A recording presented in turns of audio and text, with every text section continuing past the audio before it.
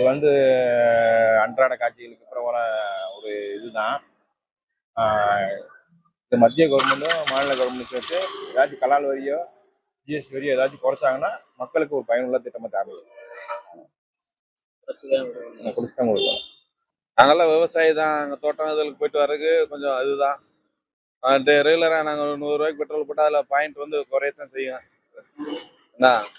அதே டீசல் விலையும் கூடியிருக்கு 3 ரூபா.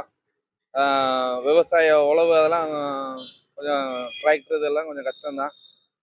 உழவு ரேட்டெல்லாம் கூட்டுவாங்க போல். அதை கவர்மெண்ட் பார்த்து எதாவது கம்மி பண்ணால் நல்லாயிருக்கும். எங்களுக்கு ரொம்ப பாதிப்பாக தான் இருக்குது. ரேட்டு கூட்டுறதுனால எங்களுக்கு தொழில் அன்றைக்கி தொழில் பார்க்குறவங்களுக்கு ரொம்ப சிரமமாக இருக்குது. எதனால் இந்த மாதிரி ரேட்டு கூட்டுறாங்கன்னு தெரியல. ஏதோ முன் அறிவிப்பு இல்லாமல் செய்யாமல் கூட்டியிருக்காங்க. அதுக்கு நாங்கள் என்ன செய்யறது? நாங்கள் இப்போ தொழிலாளி தான், கூலி தொழிலாளி தான் வேலை ஆகிறோம். நான் போகிறதே குறைஞ்சது ஒரு 100-150 கிலோமீட்டர் வரைக்கும் போவேன். ஆமாம், ரொம்ப சிரமம் தான். அதனால எங்களுக்கு ரொம்ப பாதிப்பு ரொம்ப இதாக இருக்குது. இதை பார்த்து கவர்மெண்ட் பார்த்து எதை செய்யணுமோ எங்களுக்கு இது பண்ணுவோம். காலையிலேருந்து கூட்டணும்னா எங்களுக்கு வந்து தெரியாதுங்க சார்.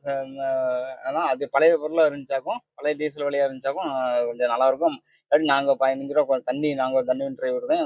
இப்போ 15 ஒரு குடம் வந்து 13 ரூபாய்க்கு விற்கிறோம். நீ 15 ரூபா விற்கிற மாதிரி நிலைமைக்கு வந்துடும். அதனால் கொஞ்சம் அதே விலையில் இருந்தால் கொஞ்சம் நல்லாயிருக்கும்.